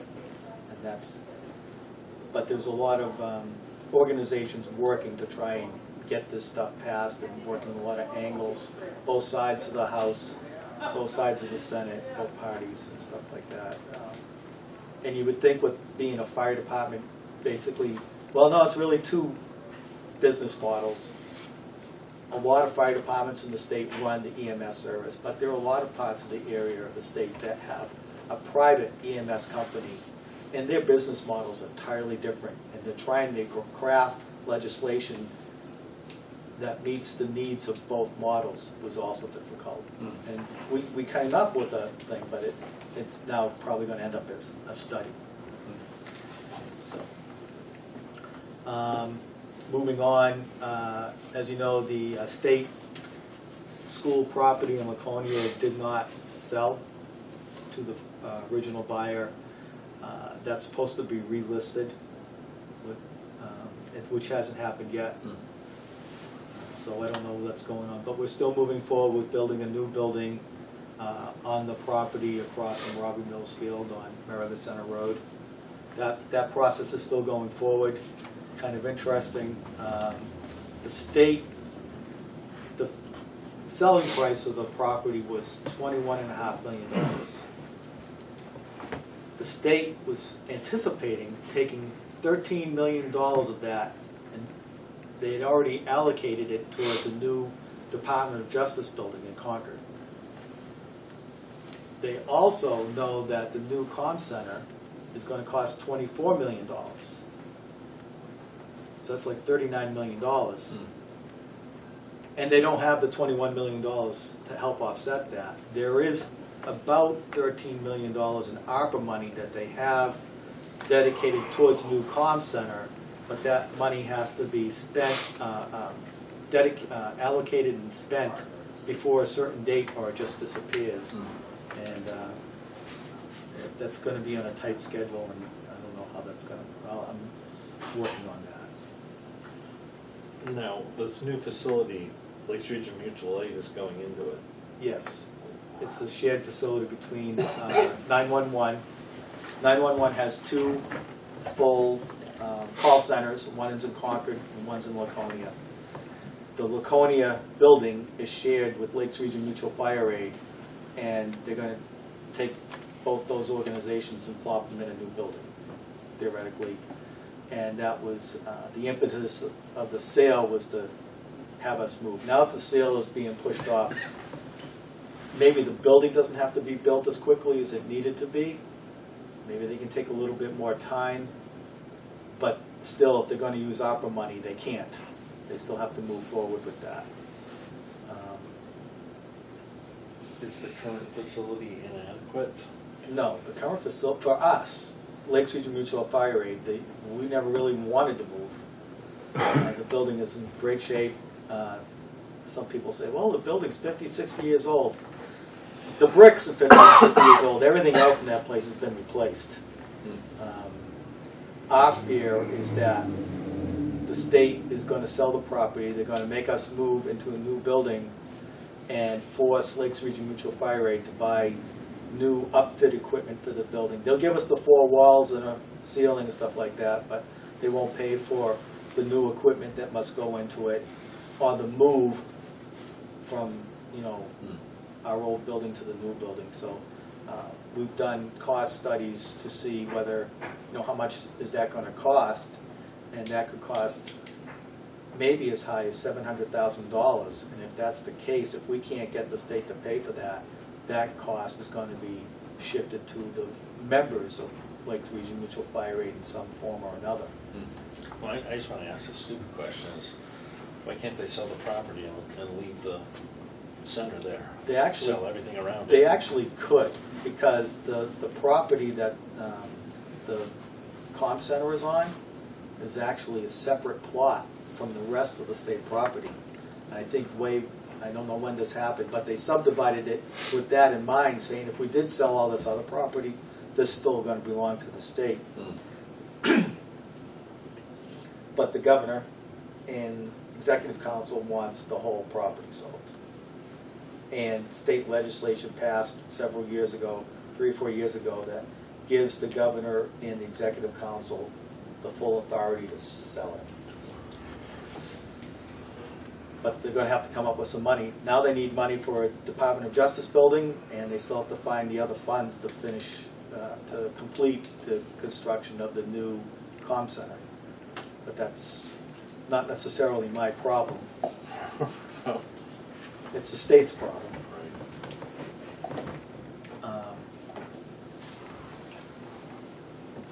It's always interesting. And the final thing that we're still working on is the .org to .gov transition. We've applied for Tnfd.gov, and that is still in process. Was there an estimated timeline? Yes, 30 days, but then when I read the fine print, it's 30 business days. So maybe next month? yeah, I should have a better answer next month. And if we can't get tnfd.gov, my second alternate was tnfd.nh.gov. And we should get one or the other. So, and both tnfd.gov and tnfd.org would work simultaneously for a certain period of time. So the big change is really our website address and our email addresses will change.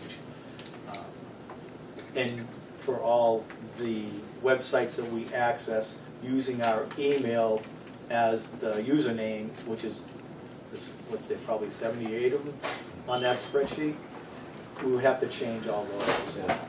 So a lot of work on our part, but it's all covered by a grant, and even down to printing new business cards. Right. So that's a good thing. And that completes my chief's report. All right, any questions for the chief? No? All right, let's move on. Old business, Park Street security. So in the last, Is that these two? yes, there's 2 quotes received from the folks that did the security system at the Center Street station. He's got a quote for access control, which is the locks, and he has a separate quote for the camera system, which can be viewed from anywhere. Like we would see it all at Center Street as well. How many cameras do you have at Center Street? 8. And when we did the survey for Park Street, we would take the same 8 number of cameras as well. 4 outside, 4 inside. Yep. Unless we got really nosy, we don't need to be nosy.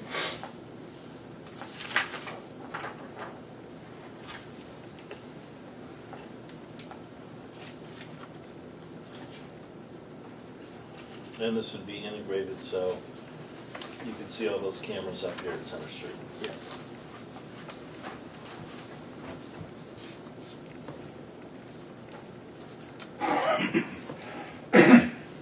talked about this at the last meeting, the lack of proper security down there.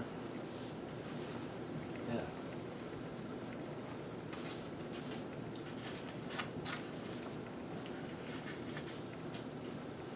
This isn't in the budget either. Is not, again, this, the tower revenue fund budget, special revenue fund could cover the costs of this if the commissioner so wanted that to happen. Or we could wait till next year's budget and put it in the budget.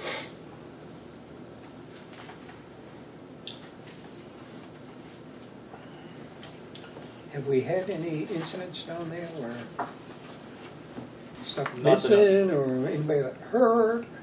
Not that I'm aware of. I know the good thing about cameras is, you know, and you can watch them because we get them at work. If somebody got hurt, you can look and see, was it an accident or did you do it on purpose? That's the good thing about cameras. And not only that, theft too. If I remember right, we had a mystery bump down there where somebody backed into the place and Yeah. knocked a couple studs off. We were able to put it back, but who did it, you know? The also thing is, many times there's only one person in that building for one reason or another, and it would be good, you know, if somebody whacked their head and knocked themselves out, that we should be able, we hopefully might be able to see that happen and be able to, you know, help them out. The other thing is the access control is, right now is, you know, those push button codes that everybody in the world's got the code to that, except maybe Kevin, I don't know. I don't think I do. Typically change them once a year, and it's amazing how quickly that code gets out Yeah. to people who, sometimes they shouldn't have it. How do you have that already? It's been a week, I just changed it. Yeah. But with, you know, get these fobs, you don't have one of these, you can't get in, because there's no code to function. Well, plus that gives you the who, what, where, when, too. Yes, You know, it it tracks that. timestamps Yeah, everything. Yeah, that's, Well, I'm more concerned about the access. yeah, I agree. You got, you know, the bulk of our equipment there. We can't tell who's coming and going.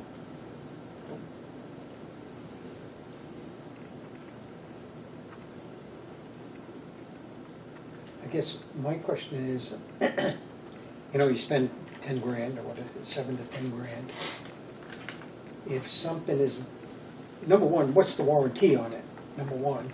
And the second part is, what if things were to move, so we were gonna add on, is this something we could take and use again? So you can use the cameras again, you can actually use the locks again if you want to do that as well. That's why we picked the system for Center Street, because if we were to not use Center Street anymore, we could always take the cameras with us. And, you know, the machinery that makes all that work, not the wiring, we're not gonna pull wires. No, not the wiring, but Yeah, the server and the Yeah, all that. DVR and all that.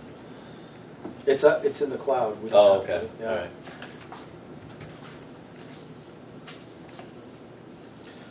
Well, I'd be inclined to do the door locks and do the cameras in next year's budget. I'm kind of thinking that myself, so I make a motion that we go forward on the access controls with a quote as presented.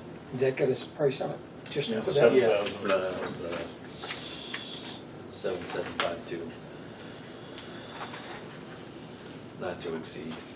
The only other thing is, which I didn't include in this estimate, is that we're gonna replace the doors at Park Street, and we didn't, and I actually took it out of the budget with the budget amendments.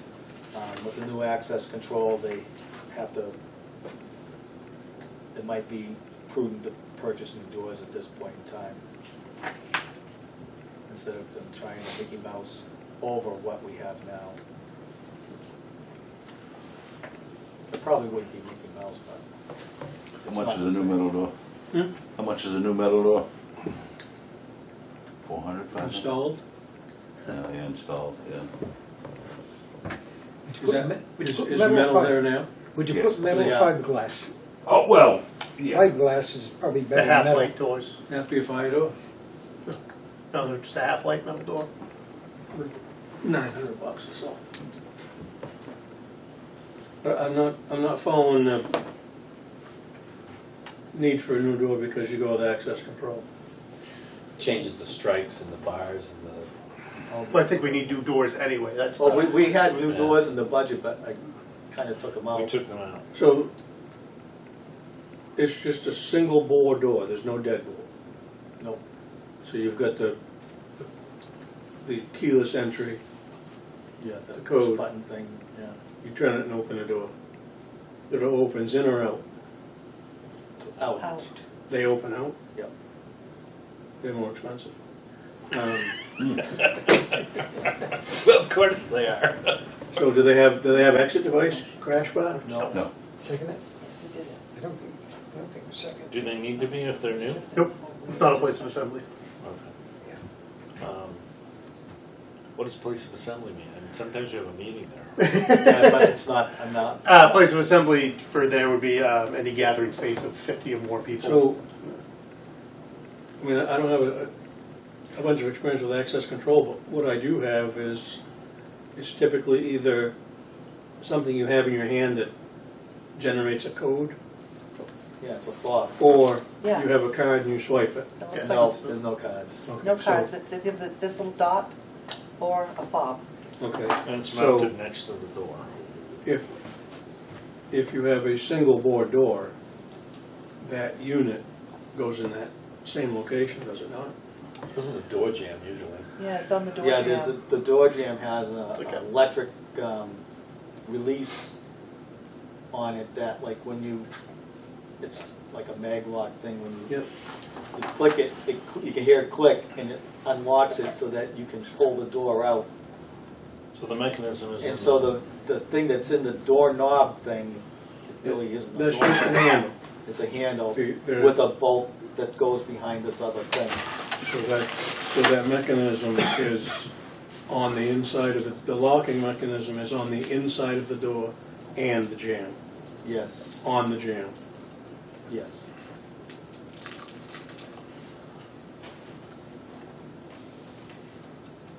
So They, whoever they is, should be able to advise you whether you can use that with that door or not. Yep. But if, in the event that you can't, where does the money come from for the doors? It's not in the budget anymore. It still can come from the tower revenue fund, Because it's for building maintenance Yeah. and repairs. one of the uses you can use it for, yes. Yeah, so in the event that you need new doors, that wouldn't be installed by this company that's No. doing No. the access. They don't do that. No. So that would be another phase of this project, to replace the doors, then the access guys would come in. Yeah, kind of in concert, But- yeah. So I think the question is, would we want to have access control put on the current doors and then next year replace the doors and have to have access to come? Personally, I'd do it all at once if I was gonna do it. As I think we're. That's my question, yeah. yeah, But, like our main you know- door in for call people is rusted and rotted out. Yeah. I mean, it's not, I mean, I was gonna say, it's not hard to find someone to replace a door, but Right. maybe it is, I don't know. There are enough of us around to do it. I think we should replace the doors if we're gonna put the money into the door latch system. Oh, yeah. And if you want advice on type, quality, and makeup of a decent door, glad to help. Thank you. All right, so you started with a motion. I did. Yeah, then we went into discussion. No second was Before ever a made. second. We didn't get a second? Okay. I'll second the motion. How many doors? 3, right? 3. Is it 3? Is the one by the flagpole new though? It's newer, Is that, yeah, time escape. yeah. I don't know. I Is thought this- we replaced one, that one might have been 4 or 5 years ago. Yeah, it was that one there, I remember. Is that one get used a lot? Not really. Do we need to have access control on all the doors? Well, it would make sense to, because, Does that door have access yes. They all do now? Yeah. So the goal is to tweak that. I guess I I use, would, I use that door a lot, because that's where. Where you change if I the code walk- and don't tell anybody, Yeah. but they'll still find out. Well, we tell all the department members, it's Oh, the okay. people who aren't department members who, You gonna say it, Paul? I guess, you know, the door, I do remember, they did put a door in there, and whether it was 5 years ago or whatever it was, I would look at it and see if it's that bad. I mean, you're probably talking, what, maybe $2,000 per door? No, I don't think so. I think, Well, labor and everything, I'm talking. yeah, so installed price, Probably $1,000 all in, worst Maybe case. more than that. you prob, yeah, I just did on a 1,700. But that was an outswing, but there was some custom features. So all 3 doors you should, They have automatic 3 doors you should be less than closers on them, $4,000. No, They don't have closers. but they would need. they to- should. They should, but that's what, when we put the access control on this, we put automatic closing on it, Yeah. because it would be silly, you go in and just leave the door swing. All right, They, so they should have closers on them. So do we need to amend the motion to add They should have. doors? We can. And the closure should pull it fully closed so the lock can The actually latch. function Yeah. and lock that door. You don't have to pull it closed or push it All right, closed. so I'll amend to include up to 3 doors. If we don't need We don't need all we 3. don't need all 3. All right, and I'll amend my second. Any further I discussion? haven't seen it, if I was down there, I'd look at it myself and go, No, but you know, how can the motion include 3 doors? You have no idea how much 3 doors are gonna cost. right? You don't have an amount. We're consulting with a guy right now. We can get quotes. It's All really right. close. Do we need to have a dollar amount in our motion? No, you don't. I mean, we have a quote from when we had it in the budget. It included other things. Yeah, we have a purchasing policy. that we just- What was that? How much were you paying for the doors that are not in the budget? I'd have to look up the I can budget. go back. on that. And what it included other things besides the doors. Yeah, Oh. Yes. But we did have a pricing for the doors. Let's see. Captain Ames got those pricings. I mean, the doors have been there for quite a while. I would get some prices, and at the next meeting, we can,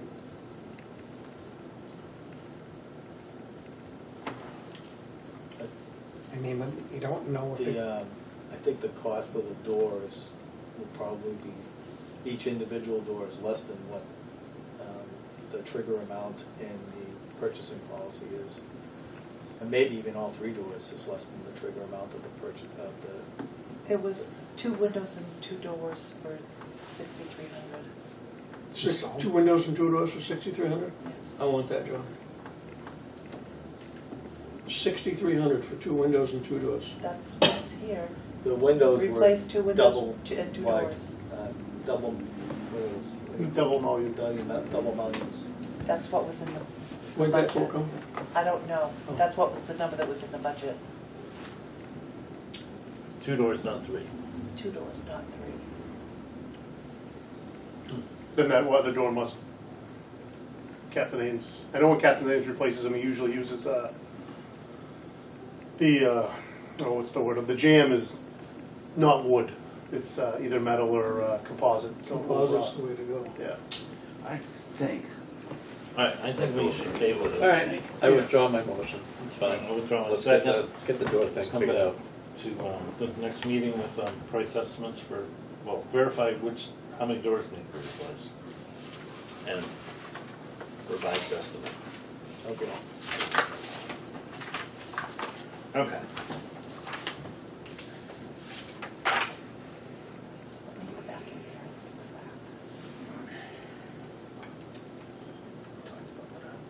that. How do we already talk about the shed road batteries? You did. I transitioned from my fire chief's report where I was mentioning that the batteries. All right, are new into that. business, budget committee. Oh, Oh, wow. I guess you guys are gonna have to wait until, because we don't have a moderator. Can we appoint? Yes, so when I looked at the law, and as a special bills district, the commissioners hold the same responsibilities as selectmen do in a town. In the event that there's a vacancy of an elected position that can't be filled, the selectmen hold the responsibility of those duties of that vacant elected position. So until we have a moderator, you guys, the commissioners, excuse me, have the responsibilities of the role of the moderator. And that's not only budget committee appointments, that's sitting at the elections and everything else. No pressure there. None. Yeah, we need a moderator. We do, hence the ad. Hmm. That'll go out tomorrow. Okay. I mean, it'll go on Facebook tomorrow, it'll go on the website tomorrow. But is the budget committee fully staffed, or do we have to ratify anybody, or? Well, I thought we It's were- not, we're short a couple people. Oh,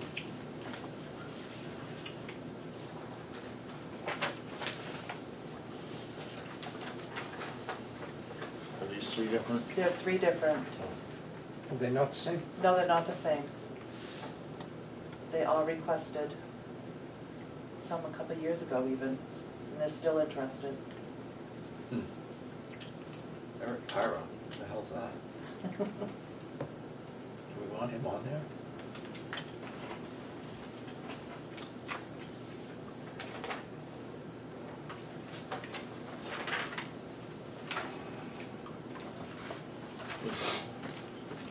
And there's 3 slots, is that why? Yes, Yeah. we have to fill your Tilton, slot, Tilton, and Northfield. 2 Tilton and 1 Northfield, because Jason cannot be on the budget committee as a budget committee member since he's now a commissioner. He is representing the commission. No, Paul. No, Paul, Paul is. that's right, yeah. Yes, So one of the commissioners is. yes, a Paul member is the of representative of the commissioners. Ex officio, whatever they call it. Do we want to act upon these, or do we want to wait and see if we can get a moderator? When does the budget committee start? We need to start acting upon this. I would make a motion to approve all 3 appointments as presented. Just in case they have to call a special meeting, you know, they need to be onboarded. All right, we have a motion. I'll second it. All right, we have a motion and a second. Any further discussion? Worked with all of them in that capacity on that committee. Yeah, Dennis was on there before. Yeah. This person's Charlie currently on. Charlie Broughton, he's been there. Yeah. He just it gets a little tough at the district meeting because it's tax time. He's doing tax accounting. So sometimes he makes it. If he does, he's probably pretty wiped out. Any further discussion? All those in favor? Aye. Aye. You want to sign this? Please, as the chair, you can sign your life away. That's why it's easy to make a motion. Writing a check, he's got cash Sure, I like it. Hmm?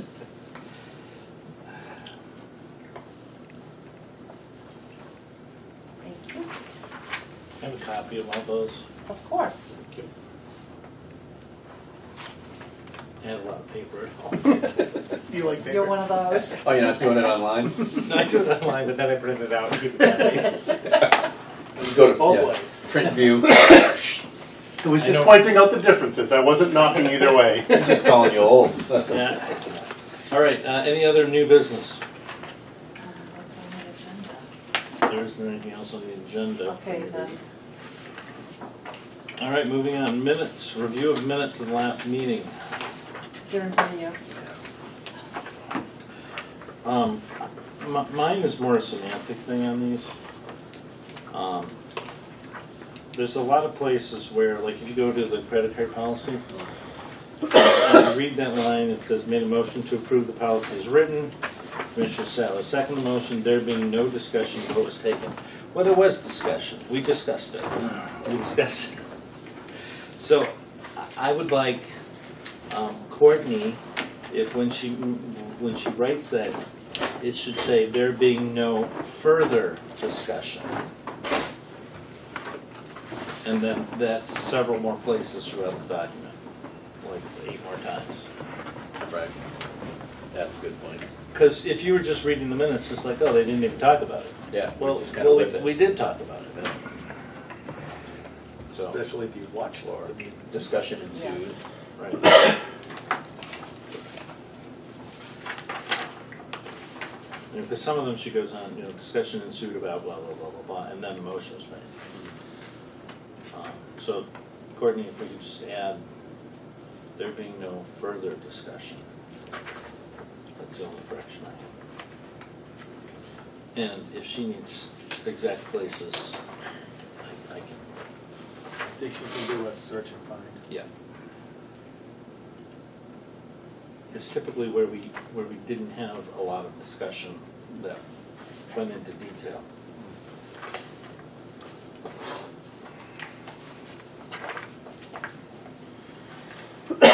Any other corrections?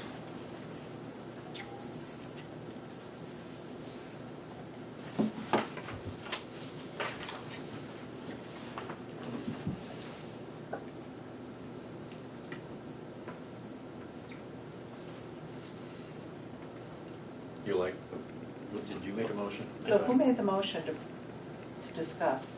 I don't think we made a motion, I think we just started discussing. You it. just started yakking. Yeah. All right, so I'm just gonna say, I'll make a motion, we move these minutes to the floor for discussion. I'll second it. All right, any further discussion in regards to any corrections or changes other than the ones previously mentioned? Hearing none, are you ready for the vote? There being no further discussion? There being no further discussion. now I have a question. Yes? Do you want to approve these minutes once they're corrected? Or do you want to see them again before you approve them? I want to approve them as presented with the corrections discussed. Can we do that? Why can't we do that? You can, I was just asking, just clarifying. I Yeah, just wanted to clarify. Yep. So I second that. Yeah, there's not much left, right? All right. Get some family commitments to get to. Okay. All right, all those in favor of approving the minutes? Aye. Aye. Thank you. Good job. Have a good night.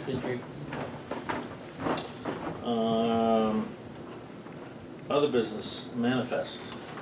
Yes. You were reviewing that, It's a shorty. They're very short. because you just signed them last New week. car auto mail, Automall. Auto mall. mail, M-A-I-L-L. Oh. Well, excuse me. I stuttered. Mail, Yes, With 2 L's. and an I. I stutter. What would you call that? A stutter. Mail, it's a twang. Yep, that's true. At the mall. What's, I'm just gonna read it. It's mail first. I won't be at Old Home Day this year. My son's getting married that day. Oh, congratulations. Thank you. We'll be fine, but thank you for coming. Well, you'll be more than fine. Yeah.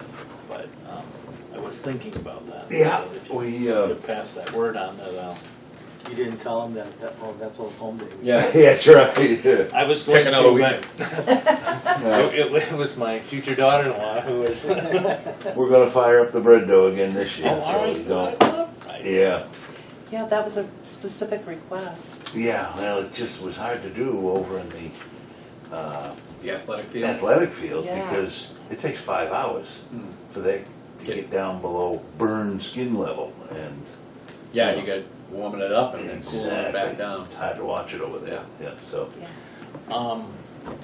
And if you think of it, if you let Travis know if you want any signs made and laminated. Oh, perfect, yep, thank so you. Prices and whatever. Yep. And I know he puts the boots out if he wants something for Yep. those. Excellent, thank you. Just I'll let me him know. You can print it out, colored, laminate it. Yep. Perfect. Appreciate it.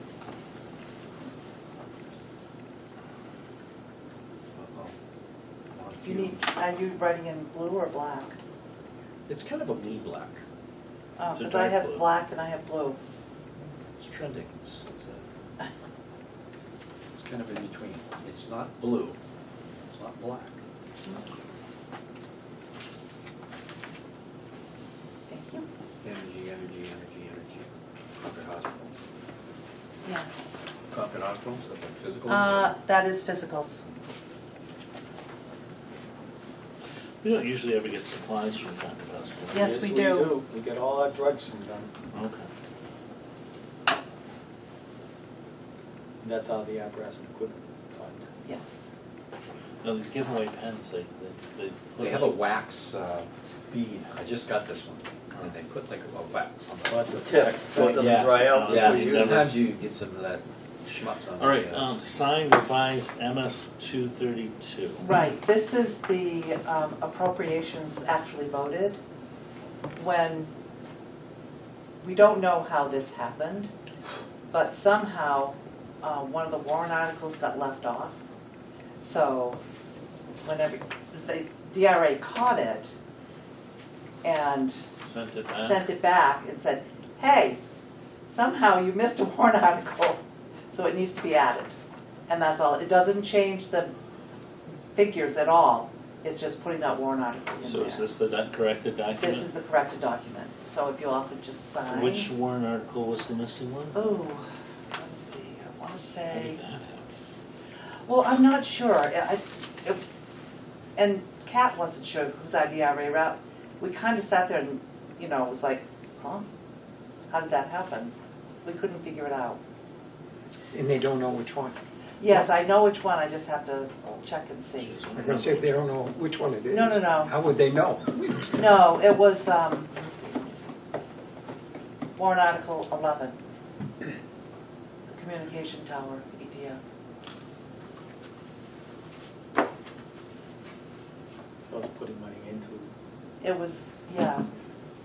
It didn't affect any bottom No, I know, it lines or doesn't affect any anything. bottom lines, it's just But, the language. yeah, somehow it was missed by them and us. I mean, it was in the warrant, Yeah, and it was voted upon at Yeah. district meeting, just, so.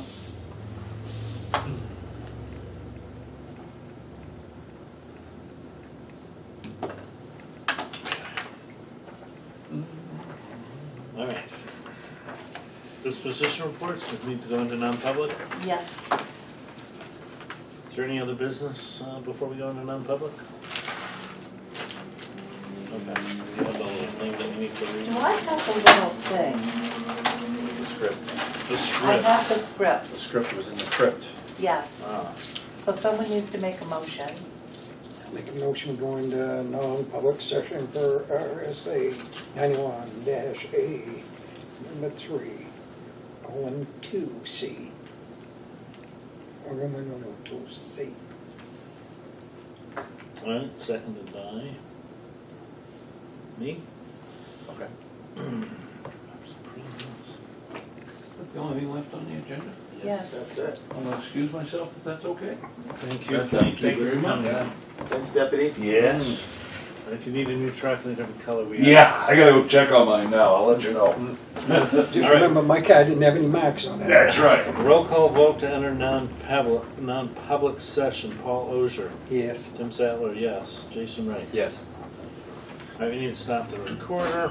Non-public session entered this at 7:33. You can record anyway. No. Make a motion, we exit the non-public session. Second on I'll that. second. Roll call vote. Paul Ogier. Aye. Tim Sattler, yes. Jason Wright. Yes. Motion passed. It's 7:47. There's no place to write that. Does it need to be on there? Okay. All right, that concludes non-public session. Any other business? Hearing none, I entertain a motion to adjourn. So moved. Seconded by Paul. All those in favor? Aye. Aye. Thank you very much. I'll touch base.